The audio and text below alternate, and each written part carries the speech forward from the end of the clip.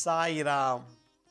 ಆತ್ಮೀಯ ವೀಕ್ಷಕ ಬಾಂಧವರಿಗೆಲ್ಲ ಇವತ್ತಿನ ಜೀವನಾಮೃತ ಕಾರ್ಯಕ್ರಮಕ್ಕೆ ಸ್ವಾಗತ ಸುಸ್ವಾಗತ. ವೀಕ್ಷಕರೇ, ಇವತ್ತಿನ ಸಂಚಿಕೆ ಬಹಳ ವಿಶೇಷವಾಗಿದೆ. ಯಾಕೆಂದರೆ ಇದು ಯಾರ್ಯಾರು ಮದುವೆ ಆಗಿದ್ದಾರೋ ಅವ್ರಿಗೆ ಮಾತ್ರ ಇದು. ಮದುವೆ ಆಗಿಲ್ಲದವ್ರಿಗೆ ತಲೆ ಕೆಡಿಸ್ಕೊಳ್ಳೋ ಅವಶ್ಯಕತೆ ಇಲ್ಲ. ಆದರೆ ಮದುವೆ ಆಗಿಲ್ಲ ಅಂತ ಇದು ನೋಡಬೇಡಿ ಅಂತ ಹೇಳ್ತಿಲ್ಲ, ನೋಡಿ. ಯಾಕೆಂತಂದರೆ ಮದುವೆ ಆದಮೇಲೆ ಈ ಸಮಸ್ಯೆ ಬರ್ಬೋದಲ್ಲ, ಅದಕ್ಕೆ ಈಗಲಿಂದಲೇ ಅದಕ್ಕೆ ಪರಿಹಾರ ಕಂಡುಹಿಡ್ಕೊಂಡ್ರೆ ಒಳ್ಳೆಯದು ಅಂತ ಹೇಳ್ತಾ ಇವತ್ತಿನ ಸಂಚಿಕೆಯನ್ನು ನಿಮಗೆ ಪ್ರಾರಂಭ ಮಾಡ್ತೀನಿ. ಏನಪ್ಪ ವಿಷಯ ಅಂತಂದರೆ, ಮದುವೆ ಆಗಿದೆ, ಗಂಡ ಹೆಂಡತಿ ಜೊತೆ ಮಾತಾಡ್ತಿಲ್ಲ. ಗಂಡ ಹೆಂಡತಿ ಜೊತೆ ಮಾತಾಡ್ತಿಲ್ಲ. ಕಾರಣ ಏನು ಅನ್ನೋ ಪ್ರಶ್ನೆ. ಒಬ್ಬೊಬ್ಬರ ಮೇಲೂ ಒಂದೊಂದು ಕಾರಣ ಇರುತ್ತೆ. ಗಂಡ ಹೆಂಡತಿ ಮೇಲೆ ಯಾಕೆ ಕೋಪ ಮಾಡ್ಕೊಂಡಿದ್ದೇನೆ ಅನ್ನೋದಕ್ಕೆ ಭಾಳಷ್ಟು ಕಾರಣಗಳಿದೆ. ಆದರೆ ನಾ ಕಂಡಂಥ ಕೆಲವು ಅನುಭವದಲ್ಲಿ ನಿಮಗೆ ಹೇಳ್ತಾ ಇದ್ದೀನಿ. ಯಾತಕ್ಕೆ ಗಂಡ ಹೆಂಡತಿ ಜೊತೆ ಮಾತಾಡ್ತಿಲ್ಲ ಅನ್ನೋ ಅಂತ ಬಂದಾಗ, ಮೊದಲನೇದು, ಗಂಡ ದುಡಿತಾನೆ, ದುಡ್ಕೊಂಬಂದು ಹೆಂಡ್ತಿನೂ ಸಾಕ್ತಾನೆ, ಹೆಂಡ್ತಿಗೇನು ಬೇಕೋ ಕೊಡಿಸ್ತಾನೆ. ಆದರೆ ಹೆಂಡ್ತಿ ಏನು ಹೇಳ್ತಾಳೆ, ರೀ ನಿಮ್ಮ ಅಪ್ಪ ಅಮ್ಮ ನನ್ನ ಜೊತೆ ಇರಬಾರ್ದ್ರಿ, ನಿಮ್ಮ ಅಕ್ಕ ತಂಗಿ ನಮ್ಮ ಜೊತೆ ಇರಬಾರ್ದ್ರಿ, ನಾವು ಬೇರೆ ಹೋಗಬೇಕು, ಇಲ್ಲ ಅವ್ರನ್ನ ಬೇರೆ ಕಳಿಸಿ ಅಂತ. ಇದನ್ನು ಕೇಳಿಬಿಟ್ಟು ಗಂಡನಿಗೆ ಬೇಜಾರಾಗತ್ತೆ. ಅರೆ, ನೀನು ನೆನ್ನೆ ಮೊನ್ನೆ ಬಂದೋಳು ಮದುವೆ ಮಾಡ್ಕೊಂಡು ನನಗೆ ಹೆತ್ತು ಸಾಕಿ ಸಲಹಿ ಬೆಳೆಸಿ ನಿನಗೆ ಗಂಡ ಅಂತ ಕೊಟ್ಟವರು ನಮ್ಮ ಅಪ್ಪ ಅಮ್ಮ. ನೀನು ಅವ್ರು ನೋಡ್ಕೊಳ್ಳಲ್ಲ, ಅವ್ರ ಮನೆಯಿಂದ ಹೊರಗೆ ಹಾಕಿಲ್ಲ, ನಾವೇ ಬೇರೆ ಮನೆ ಮಾಡ್ಕೊಂಡು ಹೋಗು ಅಂತ ಹೇಳ್ತೀಯಲ್ಲ, ಹೆಂಗೆ ಸಾಧ್ಯ? ನಾನು ವಯಸ್ಸಾದ ತಂದೆ ತಾನು ಹೆಂಗೆ ಬಿಟ್ಟು ಹೋಗಲಿ? ಅವ್ರು ನೋಡ್ಕೊಳ್ಳೋಕೆ ಯಾರಿದ್ದಾರೆ ಅಂತ ಕೇಳಿದ್ರೆ, ಇಲ್ಲ ನೀವು ಬೇರೆ ಮನೆ ಮಾಡಬೇಕು, ನಾನು ನಿಮ್ಮ ಅಪ್ಪ ಅಮ್ಮ ಜೊತೆ ಇರೋಕ್ಕಾಗಲ್ಲ. ನಿಮ್ಮ ಅಪ್ಪ ಅಮ್ಮ ಓಕೆ, ಬಟ್ ನಿಮ್ಮ ಅಕ್ಕ ತಂಗಿ ಎಲ್ಲ ಇದ್ದಾರೆ, ಮದುವೆ ಮಾಡಿ ಕಳಿಸಿ, ಇಲ್ಲ ಅವರೇ ಇಲ್ಲಿದ್ದಾರೆ. ಹೀಗೆ ಇವ್ರಿಗೆಲ್ಲ ಅಡುಗೆ ಮಾಡಿಕೊಂಡು ಇವರೆಲ್ಲ ಜೀತ ಮಾಡ್ಕೊಂಡು ನಾನು ಇರೋದ ಇಲ್ಲಿ, ನಾನು ನಿಮ್ಮ ಮನೆ ಕೆಲಸದಾಳ, ನಾನು ಇರಲ್ಲ ಅಂತ ಗಂಡಂಗೆ ಯಾವಾಗಲೂ ಬೈಯೋದು ಪೀಡಿಸೋದು ಮಾಡ್ತಿರ್ತಾಳೆ. ಈ ಗೋಳು ನೋಡ್ಬಿಟ್ಟು ಗಂಡ ಮಾತಾಡೋದು ನಿಲ್ಲಿಸ್ಬಿಟ್ಟು ಅವಳ ಗಂಡ, ನೀನು ಹೆಂಡ್ತಿನೆಲ್ಲ ಹೋಗು ನಿಮ್ಮ ಅಪ್ಪನ ಮನೆಗೆ, ಇಲ್ಲಿರ್ಬೇಡ, ಹೋಗು, ನಾವು ಹೇಳೋಕ್ಕೆ ಕೇಳಿದ್ರೆ ಇರೋ, ಇಲ್ಲದ್ರೆ ನಿಂಗೆ ಆಗಲ್ಲ ಹೊರಟೋಗು, ನಿಂಗೆ ಇಷ್ಟ ಇರೋರು ಮದುವೆ ಮಾಡ್ಕೊ ಹೋಗು ಅಂತ ಕಳಿಸ್ತಾನೆ. ಇದು ಒಂದು ಮನೇಲಿ ನಡೀತಿರೋದು ಕೇಸ್. ಇನ್ನೊಬ್ಬರ ಮನೆಯಲ್ಲಿ, ಏನ್ರಿ ಇಷ್ಟೆಲ್ಲ ದುಡ್ಡು ತರ್ತೀರಾ, ದುಡಿತೀರಾ, ಬಿಸ್ನೆಸ್ ಮಾಡ್ತೀರಾ, ಎಲ್ಲ ಮಾಡ್ತೀರಾ, ಫಾರಿನ್ ಕರ್ಕೊಂಡು ಹೋಗಲ್ಲ, ಮಲೇಷ್ಯಾ ಸಿಂಗಾಪುರ್ಗೆ ಹೋಗೋಣ ಅಲ್ಲಿಗೆ ಹೋಗಲ್ಲ, ಬೇರೆ ಡೆಲ್ಲಿ ಡೆಹ್ರಾಡೂನ್ಗೆ ಹೋಗೋಣ ಅಲ್ಲೂ ಕರ್ಕೊಂಡು ಹೋಗಲ್ಲ, ನನಗೆ ಅತ್ತೆ ಕೊಡಲ್ಲ, ಇತ್ತೆ ಕೊಡಲ್ಲ, ನೀವು ಹತ್ತನ್ನು ಕೊಡಿ. ನೋಡಿ, ಎದುರುಗಡೆ ಮನೆ ಪಾರ್ವತಮ್ಮ 25,000 ರೂಪಾಯಿ ಸೀರೆ ತೊಗೊಂಡ್ಲು, ಅವಳು 1,00,000 ರೂಪಾಯಿ ಬಳೆ ಮಾಡಿಸ್ಕೊಂಡ್ಲು. ನೀವೇನು ಮಾಡಿಕೊಟ್ಟಿದ್ದೀರಿ? ನಿಮ್ಮ ಮದುವೆ ಆದಮೇಲೆ ಒಂದು ಟ್ರಿಪ್ ಇಲ್ಲ, ಒಂದು ಬಳೆ ಇಲ್ಲ, ಒಂದು ಸೀರೆ ಇಲ್ಲ, ಎಲ್ಲ ಕೊಡಿಸ್ತಿದ್ದಾನೆ. ಸುಮ್ಮನೆ ಇವಳದೊಂದು ಡಿಮ್ಯಾಂಡ್, ಹೈಟೆಕ್ ಹೆಂಡ್ತಿ. ಇಂಥವರೆಲ್ಲ ಹೈಟೆಕ್ ಹೆಂಡ್ತಿರು. ಏನು ಗಂಡನಿಗೆ ಟಾರ್ಚರ್. ಗಂಡ ಒಳ್ಳೆ ಯಪ್ಪ, ನಾನು ತರೋ ಸಂಬಳಕ್ಕೆ ನಾನು ನೋಡ್ಕೊಂಡು ಹೆಂಗೋ ಮಾಡ್ತಾಯಿದ್ದೀನಿ, ನಾನು ದುಡಿಮೆಗೆ ತಕ್ಕಂತೆ ಸಂಸಾರ ಮಾಡ್ತಾಯಿದ್ದೀನಿ, ನೀನು ಹಿಂಗೆಲ್ಲ ಆಗೋದಾದರೆ ನಿನ್ನ ಪಾಡ್ ನೀನು ಬೇರೆ ಇರು, ನನ್ನ ಪಾಡ್ ನಾನು ಬೇರೆ ಇರ್ತೀನಿ. ಇದು ಒಂದು ಮನೇಲಿ ನಡೆಯೋ ಕೇಸ್. ಇದು ಮೂರನೇ ಕೇಸು, ಗಂಡ ದುಡಿತಾನೆ ಅಥವಾ ಬಿಸ್ನೆಸ್ ಮಾಡ್ತಾನೆ, ಬರೋ ಆದಾಯ ಇಲ್ಲ, ನನ್ನ ಕಡೆ ತಂದುಕೊಡ್ರಿ ಅಂತ ಹೆಂಡ್ತಿ. ನಿಮಗೆ ಫ್ರೆಂಡ್ಸ್ ಜಾಸ್ತಿ, ಫ್ರೆಂಡ್ಸ್ ಎಲ್ಲ ಕರ್ಕೊಂಡು ತಿನ್ನಿಸಿ ಎಲ್ಲ ಮಾಡಿ ಮಜಾ ಮಾಡಿ ದುಡ್ಡು ಕಳ್ಬಿಡ್ತೀರಾ, ಸಂಬಳ ಎಲ್ಲ ನಾನು ತಂದುಕೊಡಿ, ಇಲ್ಲ ನೀವೇನು ಬಿಸ್ನೆಸ್ ಮಾಡೋದಲ್ಲ ನನಗೆ ತಂದುಕೊಡಿ, ನಿಮ್ಗೆ ಎಷ್ಟು ಬೇಕಲ್ಲ ಅಷ್ಟು ಕೊಡ್ತೀನಿ. ಇವನು ತಿಂಗಳಿಗೆ ಹೆಂಡ್ತಿ ಹತ್ರ ಭಿಕ್ಷೆ ಬೇಡ ತೊಗೋಬೇಕು, ಅವ್ನು ಸರಿಯದೆಲ್ಲ ತನ್ನ ಹೆಂಡ್ತಿ ಕೇಳ್ಕೊಡ್ಬೇಕು. ಕೊಟ್ಟಿಲ್ಲ, ಮನೇಲಿ ಗಲಾಟೆ, ಹೆಂಡ್ತಿ ಗಂಡನ ಮೇಲೆ ಬಾಯ್ ಬಂದ ಬೈತಾಳೆ, ಗಂಡ ಸರಿ ಇಲ್ಲ. ಬರೋರ ಹತ್ರ ಎಲ್ಲ ಹೇಳ್ತಾರೆ, ಗಂಡ ಸರಿ ಇಲ್ಲ ನೋಡ್ರಿ, ಅವರೆಲ್ಲ ಕರ್ಕೊಂಡು ಕೊಡಿಸ್ತಾನೆ, ಅವ್ರಿಗೆಲ್ಲ ತಿಂಡಿ ಕೊಡಿಸ್ತಾನೆ, ಟೂರ್ ಕರ್ಕೊಂಡು ಹೋಗ್ತಾನೆ, ಹಿಂಗೆ ಬರೋ ತಿಂಗಳು ಸಂಬಳ ಎಲ್ಲ ಹಿಂಗೆ ದುಂದು ಖರ್ಚು, ನನ್ನ ಗಂಡ ಸರಿ ಇಲ್ಲ. ಇದು ಮೂರನೇದು. ನಾಲ್ಕನೇ ವೆರೈಟಿ ಪ್ರಾಬ್ಲಮ್ಮು ನಮ್ಮ ಸಮಾಜದಲ್ಲಿ ಎದ್ದು ಕಾಣೋದು ಏನಪ್ಪ ಅಂತಂದರೆ, ಇಬ್ಬರು ದುಡಿತಾರೆ, ಗಂಡ ಹೆಂಡ್ತಿ ಇಬ್ಬರು ದುಡಿತಾರೆ. ಎಲ್ಲೋ ಒಂದು ಕಡೆ ಗಂಡಗಿಂತ ಹೆಂಡ್ತಿಗೆ ಸಂಬಳ ಜಾಸ್ತಿ, ಅದೇ ಒಂದು ಅಹಂಕಾರ ಹೆಂಡ್ತಿಗೆ. ನನ್ನ ಗಂಡಗಿಂತ ಸಂಬಳ ಜಾಸ್ತಿ ತಗೋತಿಲ್ಲ ಅಂತ ಒಂದು ದುರಹಂಕಾರ. ಏನು ರೀ ಇನ್ನೂ ಮಲಗಿದ್ರೆ ಕಾಫಿ ಮಾಡಿಕೊಡ್ರಿ, ಒಂಚೂರು ಹಂಗೆ ಸ್ಟವ್ ಹಸ್ಬಿಟ್ಟು ಒಂದು ಲೋಟ ಅಕ್ಕಿ ಹಾಕಿ ಅನ್ನ ಮಾಡಿಬಿಡ್ರಿ, ಯಾಕೋ ತಲೆನೋವು. ಹೆಂಗೂ ಹೋಗ್ತಾ ಇದ್ದೀರ ಬಚ್ಚ ಮನೆಗೆ, ವಾಷಿಂಗ್ ಮಿಷಿನ್ ನನ್ನ ಸೀರೆ ಚೂಡಿದಾರ ಹಾಕ್ಬಿಟ್ಟು ವಾಶ್ ಮಾಡಿ ಹಾಕ್ಬಿಡ್ರಿ. ಏಯ್ ಯಾಕೆ ನಾನು ಹಾಕಬೇಕು? ಹಾಕ್ರಿ, ಹಗಲು ರಾತ್ರಿ ಹೋಗಿ ದುಡ್ಕೊಂಬರ್ತೀನಿ, ನಿಮಗಿಂತ ಹೆಚ್ಚಿಗೆ ಸಂಬಳ ತಂದು ಸಾಕ್ತಿಲ್ವ ನಿಮ್ಮನ್ನು?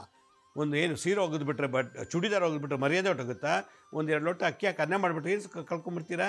ಒಂದು ಲೋಟ ಟೀ ಕಾಫಿ ಮಾಡ್ಕೊಂಬಂದು ಕೊಟ್ಟರು ಏನು ಕಳ್ಕೊತೀರ ನೀವು? ಗಂಡಿಗೆ ಬ್ಲ್ಯಾಕ್ ಮೇಲ್. ನಾನು ನಿನ್ನ ಜಾತಿಯ ನೀನು ಸೇವೆ ಮಾಡೋಕ್ಕೆ ಬಂದಿಲ್ಲ, ನಾನು ಬೇಕಾದ್ರೆ ಮಾಡ್ಕೊ ಇಲ್ದಿರು. ಹೀಗೆ ಗಂಡ ಹೆಂಡ್ರ ಜಗಳ. ಆಗ ಗಂಡ ಅವಳ ಜೊತೆ ಮಾತಾಡೋದೇ ಬಿಟ್ಬಿಟ್ಟ. ನೀನು ನನ್ನ ಹೆಂಡ್ತಿನೆಲ್ಲ ಹೋಗೋ ಕಡೆ, ನೀನು ಬರಬೇಡ, ಹೋಗಿ ನೀನು ಸವಾಸ ಬೇಡ, ಇಷ್ಟ ಇದ್ರೆ ಇರಲಿಲ್ಲ, ಹೋಗಿ ಬೇರೆ ಮದುವೆ ಮಾಡ್ಕೊ. ಪೊಲೀಸ್ ಕಂಪ್ಲೇಂಟ್ ಕೊಡ್ತೀನಿ, ಹಂಗೆ ಕೊಡ್ತೀನಿ, ಏನು ಬೇಕೋ ಕೊಟ್ಕೊ, ನೀನು ಕೋರ್ಟ್ ಕೇಸ್ ಹಾಕ್ತಿ, ಹಾಕೋ, ಅಲ್ಲಿಸ್ತೀನಿ ಒಂದು 5 ವರ್ಷ ನಿನಗೆ, ಸಾಕಪ್ಪ ಅನ್ನಿಸ್ಬಿಡ್ತೀನಿ ನಿನಗೆ. ಮುದುಕೆ ಆಗೋವರೆಗೂ ಕೋರ್ಟಲ್ಲಿ ಅಲ್ಲಿಸ್ಬಿಡ್ತೀನಿ ನಿನಗೆ. 2 ಜೊತೆ ಚಪ್ಪಲಿ ಸೌದೋಬೇಕು, ಆ ಲೆವೆಲ್ಗೆ ಕೋರ್ಟಿಗೆ ಅಲ್ಲಿಸ್ತೀನಿ ನಾನು ನಿನಗೆ. ಇದೊಂದು. ಸೊ ಗಂಡ ಮಾತಾಡೋದು ಬಿಟ್ಟ. ಮಗು ಈಗಲೇ ಬೇಡವಂತ ಇನ್ನೊಂದು ಕೇಸು. ರೀ ಈಗಲೇ ಬೇಡ್ರಿ ನನಗೆ ಮಗು, ಇನ್ನೂ 2 ವರ್ಷ ಆದಮೇಲೆ ಮಗು ಮಾಡ್ಕೊಳ್ಳೋಣ. ಯಾಕೆ? ಅಯ್ಯೋ ಲುಕ್ ಕೊಟ್ಟೋಗುತ್ತೆ ನನಗೆ. 2 ವರ್ಷ ಆದಮೇಲೆ ಲುಕ್ ಇರ್ತದಾ? ಈಗಲೇ ಮದುವೆ ಬೇಡ. ಅಯ್ಯೋ ನಮ್ಮಮ್ಮ ಮೊಮ್ಮಕ್ಕಳು ನೋಡಬೇಕು ಅಂತ ಆಸೆ ಪಡ್ತಾರೆ, ಮದುವೆ 3 ವರ್ಷ ಆಯಿತು, ಮಕ್ಕಳಾಗಿಲ್ಲ ಅಂತ ನನಗೆ ಬೈತಾರೆ. ಇಲ್ಲದ್ರೆ ಅವ್ಳಿಗೇನೋ ಪ್ರಾಬ್ಲಮ್, ಇನ್ನೊಂದು ಮದುವೆ ಮಾಡ್ಕೊಳ್ಳೋ ಮಗನೇ, ಅವಳಿಗೆ ಮಕ್ಕಳಾಗಿಲ್ವೇನೋ ನೋಡೋ, ಡಾಕ್ಟರ್ ಹತ್ರ ಟೆಸ್ಟ್ ಮಾಡಿಸೋ, ಮಕ್ಕಳಾಗಲ್ಲ ಅಂತ ಹೇಳೋ, ಇನ್ನೊಂದು ಮದುವೆ ಮಾಡಿಸ್ಬಿಡ್ತೀನಿ ನಿನಗೆ ಅಂತ ಅಮ್ಮನೇ ಅಂತಾಳೆ. ನಿಮ್ಮಮ್ಮನಿಗೇನು ರೀ, ಅವಳೇ ಹೆರೋಳು, ನಾನು ಹೆರೋಳು ಮಗುನ. ನನಗೆ ಬ್ಯೂಟಿ ಹೋಗುತ್ತೆ, ಇನ್ನೊಂದು 2 ವರ್ಷ ಇರಬೇಕು, ನನಗಿನ್ನೂ ಪ್ರಮೋಷನ್ ಸಿಕ್ಕಿಲ್ಲ ಆಫೀಸಲ್ಲಿ, ಈಗಲೇ ಬೇಡ. ನೀನು ಮಗು ಮಾಡಿಕೊಡಲ್ಲ ಅನ್ನೋದಾದ್ರೆ ನೀನು ಹೆಂಡ್ತಿನೆಲ್ಲ ಹೋಗಿ ಬೇಡ, ನಾನು ಇನ್ನೊಂದು ಮದುವೆ ಮಾಡಿ. ಹೀಗೆ ಗಂಡ ಸ್ಟ್ರಿಕ್ಟ್. ಹೀಗೆ ಹಲವಾರು ಡಿಮ್ಯಾಂಡು. ಇನ್ನೊಂದೇನು ಗೊತ್ತಾ, ಗಂಡನ ಹತ್ರ ಒಂದು 2-3 ಸೈಟ್ ಇದೆ, ನೀವು ನನ್ನ ಹೆಸರು ಸೈಟ್ ಬರೀಬೇಕು, ನನ್ನ ಹೆಸರು ಲೋನ್ ತೊಗೊಂಡು ಮನೆ ಕಟ್ಟಿಸಿ, ನೀವು ನನಗೆ ಮನೆ ಕಟ್ಟಿಸ್ಕೊಡಿ, ಸೈಟ್ ತೊಗೊಳ್ಳಿ. ಮತ್ತು ಕಾರ್ ತೊಗೊಳ್ರಿ, ಎಲ್ಲರೂ ಕಾರಲ್ಲಿ ಓಡಾಡ್ತಾರೆ, ನಮ್ಮೊಬ್ಬರ ಮನೇಲೇ ಕಾರ್ ಇಲ್ಲ, ಎಲ್ಲರೂ ಮನೆ ಮುಂದೆ ಕಾರ್ ನಿಲ್ಲಿಸಿದ್ದಾರೆ. ನೀವು ಯಾಕೆ ಒಂದು ಕಾರ್ ತೊಗೊಂಡು ನಮ್ಮ ಮನೆ ಮುಂದೆ ಕಾರ್ ನಿಲ್ಲಿಸಬಾರ್ದು? ಕಾರ್ ತೊಗೊಳ್ರಿ ನೀವು. ಏನು ಕಂಜೂಸ್ ಗಂಡ ನೀನು? ಕಾರಲ್ಲಿ ಓಡಾಡೋಕ್ಕೆ ಇಷ್ಟ ಇಲ್ವಾ? ಕಾರ್ ಓಡ್ಸೋಕ್ಕೆ ಬರಲ್ವಾ? ಕಲ್ತ್ಕೊಂಡು ಕಾರ್ ತೊಗೋ. ಎಂತಿಂತವ್ರು ಓಡಾಡಿಸ್ತಾರೆ, 10-15 ಹುಡುಗಲ ಕಾರ್ ಓಡಿಸ್ತಾರೆ, ನಿನಗೇನು ಬಂದಿರೋದು? ಬರ ಕಾರ್ ತೊಗೋ, ಮನೆ ಮುಂದೆ ಕಾರ್ ನಿಲ್ಲಿಸು, ಒಂದು ಒಳ್ಳೆ ಮರ್ಯಾದೆ, ಪ್ರೆಸ್ಟೇಜ್ ನಮ್ಮದು. ನೀ ಕಾರ್ ತೊಗೋಬೇಕು, ಇಲ್ಲ ನಮ್ಮ ಅಪ್ಪನ ಮನೆಗೆ ಓಡೋಗ್ತೀನಿ, ಹೋಗು ನಿಮ್ಮ ಅಪ್ಪನ ಮನೆಗೆ, ಬರೋ ಸಂಬಳನೇ ಕಮ್ಮಿ ಅಂತ ಕಾರ್ ತೊಗೊಂಡು ಹೆಂಗೆ ಕಟ್ಟೋದು ನಾವು ಕಾರ್ಗೆ EMI? ನೀವು ಹಂಗೆ ಹೆಂಗೆ ಅಂದರೆ ಮುನಿಸ್ಕೊಂಡು ಗಂಡ ಮನೆಗೆ ಹೋಗೋದು. 2 ವರ್ಷ ಮನೆಗೆ ಬರಲ್ಲ ಗಂಡನ ಮನೆಗಳು. ಯಾಕೆ? ಕಾರ್ ಇಲ್ಲ ಮನೇಲಿ. ಅವಳ ರುಚಿ ತಕ್ಕಂತೆ, ಅವಳ ಆಸೆ ತಕ್ಕಂತೆ ಗಂಡ ಕೊಟ್ಟರೆ ಗಂಡ, ಇಲ್ಲನ ಗಂಡನ್ನೇ ಅಲ್ಲ, ವೇಸ್ಟ್ ಅವನು. ಆ ಲೆವೆಲಿಗೆ ಇವತ್ತು ಈ ಥರ ಆಡ್ದವ್ರು ಹೇಳ್ತಾರೆ, ಇವಳಿಗಿಂತೂ ಮೊಂಡ ಗಂಡಂದಿರು, ಅವ್ಳು ಕೇರೆ ಮಾಡಲ್ಲ, ಇದ್ರೆ ಇರು, ಹೋದ್ರು ಹೋಗು, ನೀನಿಲ್ಲ ಇನ್ನೊಬ್ಳು ಮದುವೆ ಮಾಡ್ಕೋತೀವಿ, ಇನ್ನೊಬ್ಳು ಬರ್ತಾಳೆ. ನೀನು ನೋಡಿ ಈ ಥರ ಅಹಂಕಾರ, ದುರಹಂಕಾರ, ಈ ಥರ ಮೆರೆಯೋನ್ನ ಮದುವೆ ಮಾಡ್ಕೊಂಡು ನಾವು ಇರೋದು ಕಳ್ಕೊಂಡಿದ್ದೀವಿ, ಎಲ್ಲ ಕಳ್ಕೊಂಡು ವೀರಭದ್ರ ಥರ ಆಗಿಬಿಟ್ಟಿದ್ದೀವಿ ನಾವು. ಅದರಲ್ಲೂ ಇನ್ನೂ ಇದೆಲ್ಲ ಮಾಡಬೇಕಾ? ಎಷ್ಟು ನೋಡೋದು ನಾನು ನಿಮಗೆ. ಕಾರ್ ಆಯಿತು, ಸೈಟ್ ಆಯಿತು, ಮನೆ ಆಯಿತು, ಇನ್ನೂ ನಿಂಗೆ ಕೊಡೋದು. ನಿಮ್ಮ ಅಪ್ಪನ ಮೇಲೆ ಹೊತ್ಕೊಂಬಂದಿದ್ಯಾ ಎಲ್ಲ ತಂದು ಕೊಡೋಕ್ಕೆ? ನಮ್ಮ ಯೋಗ್ಯತೆ ಅಷ್ಟು ಕೊಟ್ಟಿದ್ದೀವಿ, ಇದ್ರೆ ಇರು, ಇಲ್ದ್ರೆ ಹೋಗು, ಇದ್ರೆ ಡೈವರ್ಸ್ ಕೊಟ್ಟು ಹೋಗು. ಹೀಗೆ ಗಂಡನ್ನು ನಿಷ್ಠುರ ಮಾಡಿಕೊಂಡು, ಗಂಡನ ಹಾಗೆ ಮಾಡಿಕೊಂಡು, ಗಂಡನ ಬ್ಲ್ಯಾಕ್ ಮೇಲ್ ಮಾಡಿ, ಗಂಡನ ತುಂಬ ಸಾಲಗಾರನಾಗಿ ಮಾಡೋಂಥ ಎಷ್ಟೋ ಜನ ಹೆಂಗಸರು ಜಗತ್ತಲ್ಲಿದ್ದಾರೆ. ಗಂಡಿನ ಗೋಳಿ ಕೊಳಕ್ಕೆ ಅಂತಲೇ ಮದುವೆ ಆಗ್ತಾರೆ ಏನೋ ಕೆಲವು ಹೆಂಗಸರು. ಅತ್ತೆ ಕೊಡಿ, ಕಾರ್ ತಕೊಡಿ, ಒಡವೆ ತಕೊಡಿ, ಸೀರೆ ತಕೊಡಿ, ನಮ್ಮ ಅಪ್ಪ ಅಮ್ಮ ಬೇಡ, ಬೇರೆ ಮನೆ ಮಾಡಿ, ಡಿಮ್ಯಾಂಡ್ ಮೇಲೆ ಡಿಮ್ಯಾಂಡು. ಹಿಂದೆ ವರದಕ್ಷಿಣೆ ಅಂತಿತ್ತು, ಈಗ ವಧು ದಕ್ಷಿಣೆ ಜಾಸ್ತಿ ಆಗಿಬಿಟ್ಟಿದೆ. ಗಂಡಿಗೆ ಎಷ್ಟು ದುಡ್ಡು ಕೊಟ್ಟು ಮದುವೆ ಮಾಡ್ತಾರೆ. ಈಗ ಗಂಡಸು ಮದುವೆ ಮಾಡಿಕೊಂಡು ಅವಳು ಹೇಳೋಂಗೆ ಕೇಳಬೇಕು. ಚೈನು ಬೇಕಂದ್ರೆ ಚೈನು, ನೆಕ್ಲೆಸ್ ಬೇಕಂದ್ರೆ ನೆಕ್ಲೆಸು, ಬಳೆ ಬೇಕಂದ್ರೆ ಬಳೆ, ಸೈಟ್ ಬೇಕಂದ್ರೆ ಸೈಟು. ಅಯ್ಯೋ ಡಿಮ್ಯಾಂಡು. ನಿಮ್ಮ ಅಪ್ಪ ಕೊಟ್ಟರು ನೋಡು 10,000 ರೂಪಾಯಿ ವರದಕ್ಷಿಣೆ, ನೀನು ವಸೂಲಿ ಮಾಡ್ತಿರೋ ಅಲ್ಲಿ 1 ಕೋಟಿ ರೂಪಾಯಿ ಅಷ್ಟು ವಸೂಲಿ ಮಾಡಿದ್ಯಲ್ಲೇ. ಸೀರೆ ತಗೊಟ್ಟೆ, ನೆಕ್ಲೆಸ್ ತಗೊಟ್ಟೆ, ಬಳೆ ತಗೊಟ್ಟೆ, ಓಲೆ ತಗೊಟ್ಟೆ, ನೀಳೊಂದು ವಾಷಿಂಗ್ ಮಿಷಿನು, ನೀನು ನೋಡೋಕೊಂಡು ಒಳ್ಳೆ ಟಿ ವಿ. ನಾನು ಆಫೀಸಲ್ಲಿ ಇರ್ತೀನಿ, ಬೆಳಗ್ಗೆ ಸಂಜೆ ಟಿ ವಿ ನೋಡ್ತೀಯಾ? ಇನ್ವೆಸ್ಟ್ ಮಾಡಿದೆ. ಆಮೇಲೆ ಆ ಟ್ರಿಪ್ ಈ ಟ್ರಿಪ್ ಎಲ್ಲ ಕರ್ಕೊಂಡು ಮಾಡಿದೆ. ನಿಮ್ಮ ಅಪ್ಪ ಕೊಟ್ಟಿದ್ದು ಅವತ್ತಿನ ಕಾಲದಲ್ಲಿ 10,000, ನಾನು ನೋಡ್ರಿ ಇವತ್ತು 1 ಕೋಟಿ ಮೇಲೆ ಇನ್ವೆಸ್ಟ್ ಮಾಡಿದ್ದೀನಿ. ಆದರೂ ತೃಪ್ತಿ ಇಲ್ಲ ಹೆಂಗಸರಿಗೆ. ಈಗ ಏನಾಯಿತು, ಗಂಡ ಈ ಥರ ಕಾಟ ತಡೆಯೋಕ್ಕಾಗದೆ ಕೆಲವರು ಬೇರೆ ಹೋಗಿರೋದು ಉಂಟು. ಕೆಲವರು ಇನ್ನೊಂದು ಮದುವೆ ಮಾಡ್ಕೊಂಡಿರೋದು ಉಂಟು. ಕೆಲವರು ಇವಳು ಇರಲಿ ಇನ್ನೊಬ್ಳು ಇರಲಿ ಅಂತ ಅವಳನ್ನು ಬಿಟ್ಬಿಟ್ಟು ಇನ್ನೊಬ್ಳ ಜೊತೆ ಇವಳು ಈ ಥರ ಆಡ್ತಾಳಲ್ಲ, ಇನ್ನೊಬ್ಳು ಇಟ್ಕೋತಾರೆ. ಕಾರ್ ಕೊಡಿ ಅಂತಾಳೆ, ಎಲ್ಲಿ ತರ್ತಾನೆ ನೀನು? ಅದಕ್ಕೆ ಕಾರೇ ಬೇಡ ಅನ್ನೋಳು ಒಬ್ಳು ಸಿಗ್ತಾಳೆ, ಎಲ್ಲೋ ಒಂದು ಕಡೆ ಇರ್ತಾನೆ. ಅವಳು ಆಮೇಲೆ ಬಂದುಬಿಟ್ಟು ನನ್ನ ಗಂಡ ಇನ್ನೊಬ್ಬರ ಜೊತೆ ಓಡಾಡ್ತಾನೆ, ಇನ್ನೊಬ್ರು ಇಟ್ಕೊಂಡ್ಬಿಟ್ಟು. ಯಾಕೆ ಹಿಂಗೆ ಇಟ್ಕೊಡೋ ಕಾರಣ ನೀ ಸರಿ ಇಲ್ಲ. ನೀನು ಅವನಿಗೆ ಸಂತೈಸದಿದ್ದರೆ ಅವ್ನು ಸಮಾಧಾನವಾಗಿ ಪ್ರೀತಿ ನೋಡ್ಕೊಂಡಿದ್ರೆ ಗಂಡ ಇನ್ನೊಬ್ಬನ ಹತ್ರಕ್ಕೆ ಯಾಕೆ ಹೋಗ್ತಾನೆ? ಅವನು ಯಾಕೆ ಇನ್ನೊಬ್ಬಳನ್ನ ಇಟ್ಕೋಬೇಕು? ಅವನು ಯಾಕೆ ಇನ್ನೊಬ್ಬರನ್ನ ಮದುವೆ ಮಾಡ್ಕೋಬೇಕು? ನೀ ಸರಿ ಇಲ್ಲ. ಹೀಗಾಗಿ ಆಮೇಲೆ ಬರ್ತಾರೆ, ಗಂಡ ಈ ಥರ ಆಗ್ಬಿಟ್ಟ, ನಂಗೆ ಹಂಗೆ ಮಾಡ್ದ, ಮನೆ ಬಿಟ್ಬಿಟ್ಟು ಅಪ್ಪನ ಮನೆ ಬಿಟ್ಟ, ಕರ್ಕೊಂಡು ಹೋಗಲಿಲ್ಲ. ಏನು ವಿಪರೀತ, ಒಂದಲ್ಲ ಒಂದು ಚಿಂತೆ, ಒಂದಲ್ಲ ಒಂದು ರಗಳೆಗಳು ಜಾಸ್ತಿ ಆಗ್ತಾನೇ ಇರ್ತದೆ. ಯಾವ್ಯಾವ ಕರೆ ಏನೇನು ಹೇಳಬೇಕು ಗೊತ್ತೇ ಆಗೋದಿಲ್ಲ. ಅದಕ್ಕೆ ಗಂಡ ಕಾರ್ ಕೊಡೋಲಿ, ಸೈಡ್ ಕೊಡಿಸದೇ ಇರಲಿ, ನೆಕ್ಲೇಸು, ಓಲೆ, ಬಳೆ ಯಾವ ಮಾಡಿಸ್ದೇ ಹೋಗಲಿ, ಗಂಡನಿಗೆ ಡಿಮ್ಯಾಂಡ್ ಮಾಡಬಾರ್ದು. ಗಂಡನೇ ನಿಮ್ಮ ಯೋಗ್ಯತೆ ನೋಡಿ, ನಿಮ್ಮ ಮಾಡೋ ಒಂದು ಪ್ರೀತಿ, ನೀವು ತೋರಿಸೋ ಪ್ರೀತಿ ಸೇವೆಯಿಂದನೇ ಕೊನೆಗೆ ಒಂದು ಸಾಲನಾರು ಮಾಡಿ ಬಂದು ನೀವು ತಂದು ಕೊಡಬೇಕು. ಆ ಲೆವೆಲ್ಗೆ ಗಂಡನ ಮನಸ್ಸನ್ನು, ಪ್ರೀತಿಯನ್ನು ಗೆಲ್ಲುವಂಥ ಹೆಂಡತಿಯರು ಇವತ್ತು ಸಮಾಜಕ್ಕೆ ಬೇಕು. ಮನೇಲಿ ಹೆಂಡತಿಯರು ಸರಿ ಇಲ್ದಿರೋದ್ರಿಂದನೇ ಗಂಡ ಇನ್ನೊಬ್ಬರ ಜೊತೆ ಸಹವಾಸ ಬಿದ್ದಿರೋದು.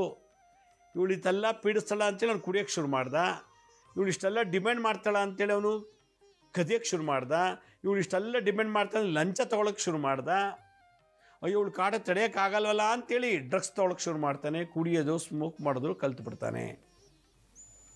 ಇದೆಲ್ಲ ಹೆಂಡತಿರಿಂದ ಆಗೋ ಸೈಡ್ ಎಫೆಕ್ಟ್ಸ್ ಇವೆಲ್ಲ. ಈ ಸೈಡ್ ಎಫೆಕ್ಟನ್ನು ನಾವು ತಡೆಯೋಕ್ಕೆ ಯಾವ ಹಾಸ್ಪಿಟ್ಲು ಇಲ್ಲ ಜಗತ್ತಿನಲ್ಲಿ, ಯಾವ ಮೆಡಿಷನ್ನು ಕಂಡುಹಿಡ್ದಿಲ್ಲ. ಮೆಡಿಷನ್ ಇದ್ದರೆ ತಾನು ಹಾಸ್ಪಿಟ್ಲಲ್ಲಿ ಕೊಡೋದು, ಮೆಡಿಷನ್ನೇ ಕಂಡುಹಿಡ್ದಿಲ್ಲ ಹಾಸ್ಪಿಟ್ಲಲ್ಲಿ ಹೇಳ್ತಾರೆ. ಆದ್ದರಿಂದ ಈ ಥರ ದೋಷಗಳು ಇವತ್ತೊಂದೇ ಅಲ್ಲ, ರಾಮನ ಕಾಲದಲ್ಲೂ ಇತ್ತು, ಕೃಷ್ಣನ ಕಾಲದಲ್ಲೂ ಇತ್ತು. ಹೀಗಾಗಿ ಈ ಒಂದು ದೋಷ ನಿವಾರಣೆಗೆ ಇದೊಂದು ಕಾಯಿಲೆ ಅಂತ ನಾನು ಕರಿತೀನಿ. ಮಾಡೋದೆಲ್ಲ ಮಾಡಿಬಿಟ್ಟು ಗಂಡನ ಮೇಲೆ ಆರೋಪ ಹೊರಿಸ್ಬಿಡೋದು, ಗಂಡನ ಇಲ್ದೋರ ಥರ ಹಿಂಸೆ ಕೊಡೋದು ಎಲ್ಲ ಮಾಡಿಬಿಟ್ಟು ಆಮೇಲೆ ಅಯ್ಯೋ ನನ್ನ ಗಂಡ ಮನೆಗೆ ಬರೋಂಗೆ ಮಾಡಪ್ಪ, ನನ್ನ ಗಂಡ ಮಾತಾಡ್ಸೋಂಗೆ ಮಾಡಪ್ಪ, ಅಯ್ಯೋ ನನ್ನ ಗಂಡ ಮನೆ ಕರ್ಕೊಂಡು ಹೋಗೋಂಗೆ ಮಾಡಪ್ಪ, ಅಪ್ಪನ ಮನೇಲಿ ಬಿಟ್ಬಿಟ್ಟಿದ್ದಾನೆ, ಅಪ್ಪನ ಮನೆಗೆ ಬಂದು ಸೇರ್ಕೊಂಬಿಟ್ಟೆ ಗಂಡನ ಕೋಪದಲ್ಲಿ, ಊರೆಲ್ಲ ಬೈತಾರೆ ಗಂಡನ ಬಿಟ್ಟೋಳು ಅಂತ.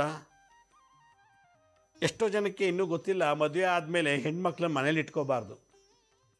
ಒಂದೊಳ್ಳೆ ಇದರಲ್ಲಿ ಹೇಳ್ತೆ, ಅದು ಪದ್ಮಪುರಾಣದಲ್ಲಿ ಒಂದು ಕಡೆ ಬರುತ್ತೆ, ಕನ್ಯಾದಾನ ಮಾಡಿದ್ಮೇಲೆ ತಂದೆ ತಾಯಿಗಳು ಹೆಣ್ಣನ್ನು ಗಂಡನಿಗೆ ಮನೆಗೆ ದಾರೆ ಇಟ್ಕೊಟ್ಟ ಮೇಲೆ, ವಿವಾಹ ಮಾಡಿದ್ಮೇಲೆ ಮಾಂಗಲ್ಯ ಧಾರಣೆ ಮಾಡಿದಂಥ ಹೆಣ್ಣನ್ನು, ಅಂದರೆ ಕನ್ಯಾದಾನ ಮಾಡಿದಂಥ ಹೆಣ್ಣನ್ನು ಮತ್ತೆ ಅಪ್ಪನ ಮನೆಗೆ ಕರ್ಕೊಂಬರ್ಬಾರ್ದಂತೆ.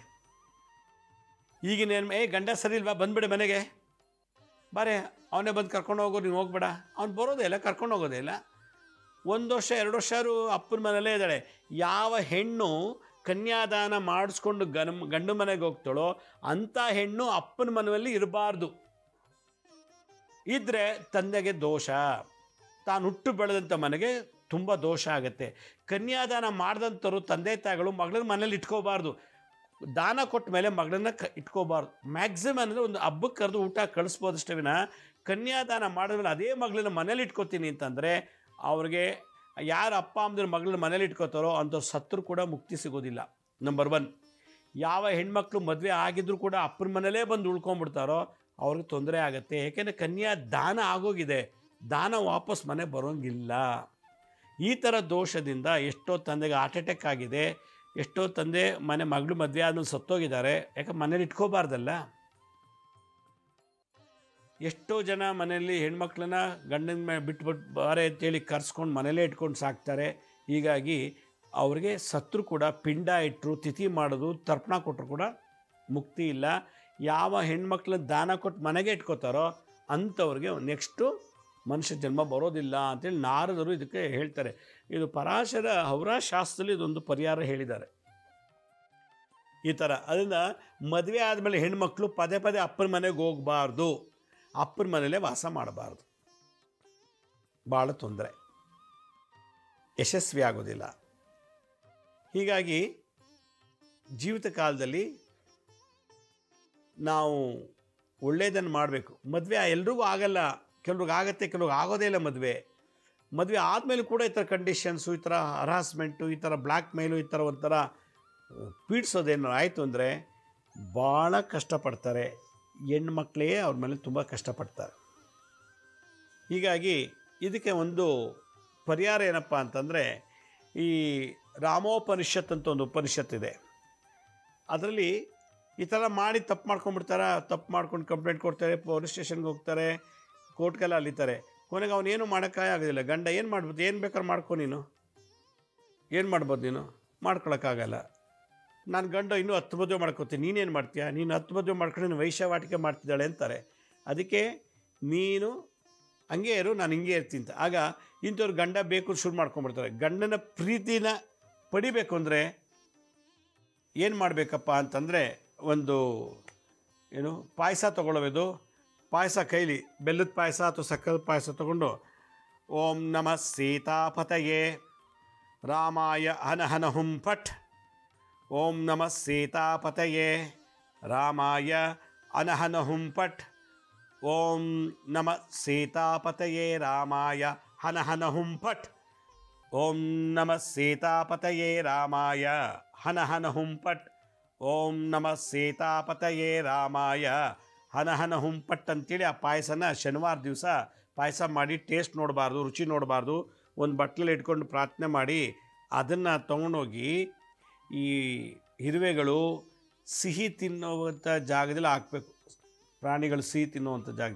ಆಗ ಗಂಡ ನಿಮಗೆ ಮತ್ತೆ ಕೈ ವಶ ಆಗ್ತಾನೆ, ಮತ್ತು ಪ್ರೀತಿ ತೋರಿಸಿ ನಿಮ್ಮನ್ನ ಇಟ್ಕೋತಾನೆ. ಇದು ಭಾಳ ವಿಶೇಷ. ಓಂ ನಮಃ ಸೀತಾಪತಯೇ ರಾಮಾಯ ಹನ ಹುಂ ಫಟ್ ಅನ್ನೋ ಮಂತ್ರನ ಜಪ ಮಾಡ್ತಿದ್ರೆ ಗಂಡ ನಿಮ್ಮನ್ನು ಪ್ರೀತಿಯಿಂದ ನೋಡ್ಕೋತಾನೆ, ನೀವು ಕೂಡ ಶಾಂತಿ ಆಗ್ತಾರೆ. ಅದಕ್ಕೆ ಮದುವೆ ಜಾತಕದ ದೋಷಕ್ಕೆ ಈ ಮಂತ್ರ. ಇದನ್ನು ಮಾಡಿ ಗಂಡನ ಪ್ರೀತಿಯನ್ನು ಗೆಲ್ಲಿ ಅಂತ. ವೀಕ್ಷಕರೇ, ನನ್ನ ಹತ್ರ ಸೈಟ್ ಇದೆ, ಮನೆ ಕಟ್ಟೋಕ್ಕಾಗಿಲ್ಲ ಅಂತ ಭಾಳ ಜನ ಕೊರತೆ. ನನ್ನ ಸೈಟ್ ಇದೆ, ಮನೆ ಕಟ್ಟಕ್ಕೆ ಶುರು ಮಾಡಿದೆ, 2 ವರ್ಷ ಆದರೂ ಮನೆ ಕಂಪ್ಲೀಟ್ ಆಗಿಲ್ಲ, ಅರ್ಧಂಬರ್ಧ ಮನೆ ಕೆಲಸ, ಕಟ್ಟಡದ ಕೆಲಸ ಅರ್ಧಕ್ಕರ್ಧ ನಿಂತೋಗಿದೆ ಅಂತ ಇನ್ನೊಬ್ರದ್ದು ಒಂದು ಕೊರತೆ. ಇನ್ನೊಬ್ಬರಿಗೆ ಸ್ವಂತ ಮನೆ ಇಲ್ಲ, ಸುಮಾರು ವರ್ಷದಿಂದ ಬಾಡಿಗೆ ಮನೆಯಲ್ಲೇ ಇದ್ದೀವಿ ಅಂತ ಕೊರತೆ. ಕೆಲವರು ಲೀಸ್ ಮನೆಯಲ್ಲೇ ಇದ್ದೀವಿ, 3 ವರ್ಷಕ್ಕೂ ಚೇಂಜ್ ಮಾಡಿ ಸಾಕಾಗೋಗ್ಬಿಟ್ಟಿದೆ, 30 ವರ್ಷದಿಂದ ನಮಗೆ ಸ್ವಂತ ಮನೆ ಇಲ್ಲ ಅಂತ ಅದೊಂಥರ ಕೊರಗು. ಕೆಲವರಿಗೆ ಮನೆ ಇದೆ, ಕಟ್ಟಿದ್ದಾರೆ, ಆದರೆ ಕಟ್ಟಿರೋ ಮನೆ ವಾಸ ಮಾಡ್ತಿಲ್ಲ, ಬೇರೆ ಬಾಡಿಗೆ ಮನೇಲಿ ವಾಸ ಮಾಡ್ತಿದ್ದಾರೆ. ಆ ಮನೆ ಬಾಡಿಗೆ ಕೊಟ್ಟು ಅಲ್ಲಿರೋಕ್ಕಾಗ್ತಿಲ್ಲ ಆ ಮನೆಯಲ್ಲಿ. ಕೆಲವರು ಮನೆ ಕಟ್ಟಿದ್ದಾರೆ, ಸಾಲ ತೀರ್ಸೋಕ್ಕಾಗಿಲ್ಲ, ಬ್ಯಾಂಕಿಂದ ಅವ್ರಿಗೆ ಆ್ಯಕ್ಷನ್ ನೋಟಿಸ್ ಬಂದಿದೆ, ಮಾರಾಟ ಮಾಡ್ತೀವಿ ನಾವು, ನೀವು ಲೋನ್ ಕಟ್ಟಿಲ್ಲ, ನಾವು ವಾಪಸ್ ತೊಗೊಂಡ್ಬಿಡ್ತೀವಿ ಮನೇನ, ಎಷ್ಟಕ್ಕೆ ಮಾರಾಟ ಆಗುತ್ತೋ ಅಷ್ಟು ಮಾಡಿ ಉಳಿಕೆ ದುಡ್ಡು ನಿಮ್ಗೆ ಕೊಡ್ತಿದ್ದೆ, ಬ್ಯಾಂಕ್ನು ಹರಾಜು ಹಾಕಕ್ಕೆ ಬಂದಿದ್ದಾರೆ. ಇನ್ನೊಬ್ಬರು ಹೊಲ ಏನೋ ಇನ್ವೆಸ್ಟ್ ಮಾಡ್ತೀನಿ, ಬೆಳೆನೇ ಬೆಳೀಲಿಕ್ಕಾಗ್ತಿಲ್ಲ, ಗದ್ದೆ ಇದೆ, ಭಾಳ ತೊಂದರೆ ಆಗ್ತಿದೆ, ತೋಟ ಇದೆ, ಫಲ ಸಿಗ್ತಿಲ್ಲ, ತೋಟದ ಮನೆಯಲ್ಲಿ ನಮ್ಗೆ ವಾಸ ಮಾಡೋಕ್ಕಾಗ್ತಿಲ್ಲ, ಫಾರ್ಮ್ ಹೌಸ್ ಇದೆ, ವಾಸ ಮಾಡೋಕ್ಕಾಗ್ತಿಲ್ಲ, ರಿಸಾರ್ಟ್ ಕಟ್ಟಿದ್ವಿ, ಜನ ಆಕರ್ಷಣೆ ಇಲ್ಲ, ಸ್ಟೇ ಹೋಮ್ ಮಾಡಿದ್ದೀನಿ, ಯಾರೂ ಬರ್ತಿಲ್ಲ, ಬಂಡವಾಳ ಹಾಕ್ಬಿಟ್ಟಿದ್ದೀನಿ, ಬೆಳೆ ಬೆಳೆಯೋಕ್ಕಾಗ್ತಿಲ್ಲ, ಮತ್ತು ಗದ್ದೆ ಹೊಲ ತೋಟದಲ್ಲೆಲ್ಲ ಕಳ್ಳರು ಕಾಟಿರೋದು, ಪ್ರಾಣಿ ಪಕ್ಷಿಗಳದ್ದು ಲೂಟಿ ದಾಳಿ, ಬೇಕು ಅಂತಲೇ ಬೆಂಕಿ ಹಾಕ್ತಾರೆ, ಹೊಲ ಭೂಮಿ ಗದ್ದೆ ಮನೆ ಮುಂದೆ ಎಲ್ಲ ಮಾಟ ಮಂತ್ರ ತಂತ್ರ ಮಾಡಾಕ್ತಾರೆ, ಪ್ರಾಣಿ ಬಲಿ ಮಡಕೆ ಕುಡಿಕೆ ಮಂತ್ರ ತಂತ್ರ ಮಾಡಾಕ್ತಾರೆ.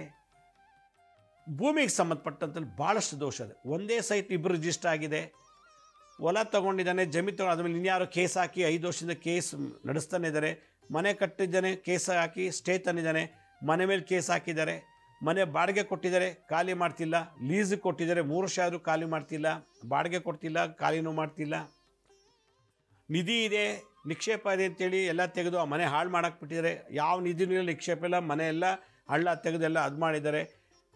ಎಷ್ಟೋ ಮನೆಗಳು ಡೆಮಾಲಿಷ್ ಮಾಡೋಕ್ಕಾಗ್ತಿಲ್ಲ, ಡೆಮಾಲಿಷ್ ಮಾಡಿ ಹೊಸ ಮನೆ ಕಟ್ಟೋಕ್ಕಾಗ್ತಿಲ್ಲ, ಜೀರ್ಣ ವಾಸ್ತು ಬೇರೆ, ಮಾಟಮಂತ್ರ ತಂತ್ರಗಳಿಂದ ಹಲವಾರು ತೊಂದರೆಗಳು ನಡೀತಾ ಇದೆ. ಈ ಸೈಟ್ ತೊಗೊಂಡ್ಮೇಲೆ ಕಾಯಿಲೆ ಬಂತು, ಆ ಹೊಲ ತೊಗೊಂಡ್ಮೇಲೆ ಲಕ್ವ ಬಂತು, ಈ ಮನೆ ತೊಗೊಂಡ್ಮೇಲೆ ನನಗೆ ಪ್ಯಾರಾಲಿಸಿಸ್ ಆಯಿತು, ಈ ಮನೆ ತೊಗೊಂಡ್ಮೇಲೆ ನನಗೆ ಕ್ಯಾನ್ಸರ್ ಬಂತು, ಆ ತೋಟ ತೊಗೊಂಡ್ಮೇಲೆ ನನಗೆ ಆಕ್ಸಿಡೆಂಟ್ ಆಯಿತು, ಈ ಮನೆ ಕಟ್ಟಕ್ಕಂತೋದೆ, ಸೊತ್ತೆ ಹೋದ ನಮ್ಮ ಯಜಮಾನ, ಈ ಮನೆಗೆ ಬಂದ ಮೇಲೆ ನಮ್ಮ ಮಗ ಸತ್ತ, ಆ ಮನೆಗೆ ಹೋದೆ ನನಗೆ ಎಲ್ರಿಗೂ ಕಾಯಿಲೆ ಬಂತು, ಆಕ್ಸಿಡೆಂಟ್ ಆಯಿತು, ಈ ಮನೆಗೆ ತೋದೆ ಮೇಣ್ ಹಾಕೊಂಡು ಸತ್ತೋಗ್ಬಿಟ್ಟ ನನ್ನ ಮಗ. ಅಯ್ಯೋ, ಮನೆಯಲ್ಲಿ ಸಾವು, ವಿಚಿತ್ರವಾದ ಸಾವು. ಹೊಲ ಗದ್ದೆ ತೊಗೊಂಡೆ ಅಂತೇಳಿ ಅದೊಂದು ಸಾವು, ಹೊಲ ಗದ್ದೆ ಮನೆ ತೊಗೊಂಡಂಥ ರೋಗಗಳು ಜಾಸ್ತಿ. ಏನು ಮನೆ ಮೇಲೆ ಸೈಟ್ ಮೇಲೆ ಕೇಸ್, ಸಿಕ್ಕಾಬಟ್ಟೆ ಕೇಸ್, ಕೋರ್ಟ್ ಕೇಸು, ಪೊಲೀಸ್ ಸ್ಟೇಷನ್ಗೂ ಅಲಿಯೋದು. ಏನು ಲಕ್ಷಾಂತರ ರೂಪಾಯಿ ಕೊಟ್ಟು ಕೋರ್ಟ್ಗೆ ಹಾಕಿದ್ದಾರೆ ಕೇಸ್, ಲಾಯರ್ ಫೀಸು ಇವನು ಅಲಿಬೇಕು, ಕೋರ್ಟ್ಗೆ ಪೊಲೀಸ್ ಸ್ಟೇಷನ್ಗೆ ಹೋಗಬೇಕು. ಈ ಕಡೆ ಇವೆಲ್ಲ ತೊಗೊಂಡ್ಮೇಲೆ ನನಗೆ ಕ್ಯಾನ್ಸರ್ ಬಂತು, ಪಿಟ್ಸ್ ಬಂತು, ಲಕ್ವಾ ಬಂತು, ಹಲವಾರು ಕಾಯಿಲೆಗಳು ಬಂದಿದೆಲ್ಲ. ಏನು ಔಷಧಿ ಮೇಲೆ ಔಷಧಿಗೆ ದುಡ್ಡು ಇನ್ವೆಸ್ಟ್ ಮಾಡಿದ್ದಾಯಿತು. ಇದಕ್ಕೆಲ್ಲ ಕಾರಣ ನಮ್ಮ ಜಾತಕದಲ್ಲಿ ರಾಹು ಮತ್ತು ಮಂಗಳ ಗ್ರಹ ದೋಷ ಇದ್ದರೆ ನಮಗೆ ಭೂಮಿ ಮನೆ ಆಗಿ ಬರೋದಿಲ್ಲ. ಮಾಟಮಂತ್ರ ತಂತ್ರಗಳು ಮಾಡಿಸ್ತಾ ಇದ್ದಾರಂದರೆ ಮಂಗಳ ಗ್ರಹ, ಶನಿ ಗ್ರಹ, ರಾಹು, ಕೇತು 4 ಗ್ರಹಗಳ ಸಂಯೋಗದಿಂದ ಹೊಲ ಗದ್ದೆ ತೋಟ ಮನೆಗೆಲ್ಲ ಮಾಟಮಂತ್ರ ಮಾಡಿ ಅದು ಉಪಯೋಗಕ್ಕೆ ಬರಬಾರ್ದು. ಆ ಲೆವೆಲ್ಗೆ ಮಾಟಮಂತ್ರ ಮಾಡ್ತಾರೆ. ನಿಧಿ ಇದೆ ಅಂತೇಳಿ ಹಳ್ಳ ತೆಗೆದು ಅದನ್ನು ದೊಡ್ಡ ರಂಪ, ಹೀಗೆ ಹಲವಾರು ರೀತಿ ಭೂಮಿಗಳಿಗೆ ಹೊಲ ಗದ್ದೆ ಮನೆ ತೋಟ ಇರ್ಬೋದು, ಸಿನಿಮಾ ಥಿಯೇಟ್ರು, ಬಾರು, ರೆಸ್ಟೋರೆಂಟು, ಗೋಡನ್ಗಳು, ಮನೆಗಳು, ಚೌಟ್ರಿ, ಈ ಥರ ಹಲವಾರು ಭೂಮಿಗೆ ಸಂಬಂಧಪಟ್ಟಂಥ ಮನೆ ಭೂಮಿ ವಿಚಾರದಲ್ಲಿ ಕೋರ್ಟ್ ಕೇಸು, ಪೊಲೀಸ್ ಕೇಸು, ಮಾಟಮಂತ್ರ ತಂತ್ರ ಬಾಧೆಗಳು, ಇವೆಲ್ಲ ಜೊತೆಗೆ ರೋಗ ಬಾಧೆಗಳು, ಸಾಲ ಬಾಧೆಗಳು, ಇದನ್ನೆಲ್ಲಕ್ಕೂ ಪರಿಹಾರ ಕಂಡಿಡಿಕೆ ಆಗ್ತಿಲ್ಲ. ಹೀಗಾಗಿ ನಾವು ಈ ರಾಹು ಮತ್ತು ಮಂಗಳ ಗ್ರಹಕ್ಕೆ, ಮಂಗಳ ಯಾರು? ಭೂಮಿ ಪುತ್ರ, ಭೂಮಿಗೆ ಅಧಿಪತಿ ಮಂಗಳ. ರಾಹು ಯಾವುದು? ಈ ಕೋರ್ಟ್ ಕೇಸು, ಮಾಟಮಂತ್ರ ತಂತ್ರಗಳು ಇವೆಲ್ಲ ನಡೆಸ್ತಾನೆ. ಆದ್ದರಿಂದ ನಿಮ್ಮ ಜಾತಕದಲ್ಲಿ ಯಾವುದಾದ್ರು ಮನೆ ಮಠ ಅಥವಾ ತೋಟ ಹೊಲ ಗದ್ದೆ ತೊಗೊಂಡಿದ್ರೆ ನಿಮ್ಮ ಜಾತಕದ ಮುಖ, ನಿಮ್ಮ ಹೆಸರು ಮುಖೇನ ಅಲ್ಲಿ ರಾಹು ಮತ್ತು ಮಂಗಳ ಗ್ರಹ ದೋಷದಿಂದ ಈ ರೀತಿ ಪೊಲೀಸ್ ಕೇಸು, ಕೋರ್ಟ್ ಕೇಸು, ಹಲವಾರು ತೊಂದರೆಗಳಿಂದ ನರಳುತ್ತಾ ಇದ್ದರೆ, ಹಲವಾರು ಕಾಯಿಲೆಗಳಿಂದ ನರಳುತ್ತಿದ್ದರೆ, ಇದಕ್ಕೆ ನಾವು ಮಂಗಳ ಗ್ರಹ, ರಾಹು, ಕೇತು, ಶನಿ ಗ್ರಹಕ್ಕೆ ಶಾಂತಿ ಮಾಡಲಿಕ್ಕೋಸ್ಕರ ಉಚಿತವಾಗಿ ಫ್ರೀಯಾಗಿ ಯಾರ್ಯಾರು ಮನೆ ತೊಗೋಬೇಕು, ಮನೆ ತೊಗೊಂಡಿರೋರು, ನಮ್ಮದೊಂದು ಸ್ವಂತ ಮನೆ ಆಗಬೇಕು, ನಮ್ಮದೊಂದು ಮನೆ ಕನಸಿನ ಮನೆ ಆಗಬೇಕು ಅನ್ನೋರಿಗೆ ರಾಹು ಮಂಗಳ ದೋಷ ಇದ್ರೆ ಆಗ್ತಾಯಿಲ್ಲ. ಅದು ಶಾಂತಿಗೋಸ್ಕರ ಇದೇ ತಿಂಗಳು 28ನೇ ತಾರೀಕು ಶನಿವಾರ ಬೆಳಗ್ಗೆ 8ರಿಂದ 4 ಗಂಟೆ ತನಕ ನಾನು ಮೃತ್ಯುಂಜಯ ಮತ್ತು ವರಹಸ್ವಾಮಿ ಹೋಮವನ್ನು ದಾವಣಗೆರೆಯಲ್ಲಿ ಮಾಡ್ತಾಯಿದ್ದೀನಿ ಫ್ರೀಯಾಗಿ, ನಿಮಗೆಲ್ರಿಗೂ ಒಳ್ಳೆಯದಾಗಲಿ ಅಂತ.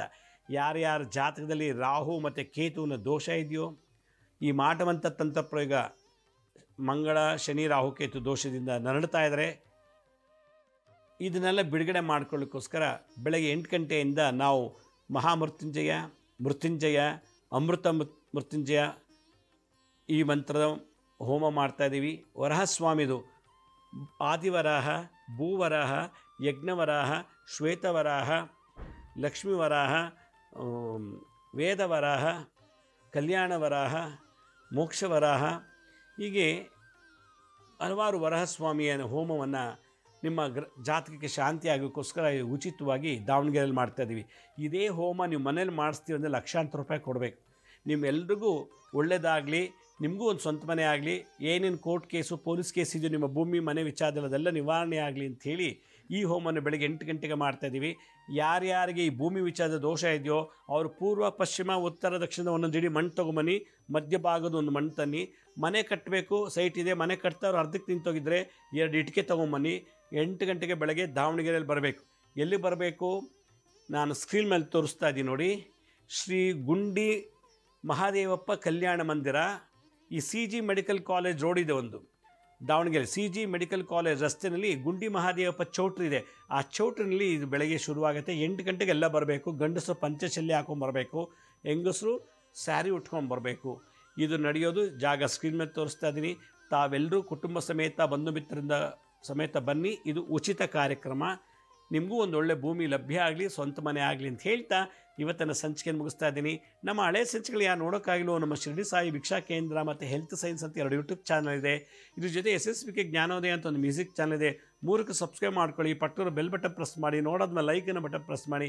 ಆಮೇಲೆ ಆ ಲಿಂಕನ್ನು ನಿಮ್ಮ ಬಂಧು ಮಿತ್ರರಿಗೆ ವಾಟ್ಸಪ್ ಮುಖಾಂತರ ಅಥವಾ ಇಮೇಲ್ ಮುಖಾಂತರ ಶೇರ್ ಮಾಡಿ. ಗುರುಜಿ ಲಕ್ಷ್ಮೀ ಶ್ರೀನಿವಾಸ್ ಅಂತೇಳಿ ಫೇಸ್ಬುಕ್, ಇನ್ಸ್ಟಾಗ್ರಾಮು, ಟ್ವಿಟರ್ ಲಿಂಕ್ದಲ್ಲಿ ಕೂಡ ಅಪ್ಲೋಡ್ ಮಾಡ್ತಾ ಇರ್ತೀವಿ.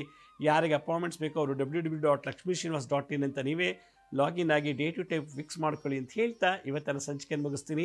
ಇದೇ ರೀತಿ ನಾಳೆನ ಸಂಚಿಕೆಯಲ್ಲಿ ಒಂದು ವಿಶೇಷವಾದಂಥ ಮಾಹಿತಿಯನ್ನು ತಮ್ಮನ್ನು ಭೇಟಿ ಮಾಡ್ತೀನಿ. ಅಲ್ಲಿವರೆಗೂ ನನ್ನ ನಮಸ್ಕಾರ. ಸಾಯಿರಾಮ್.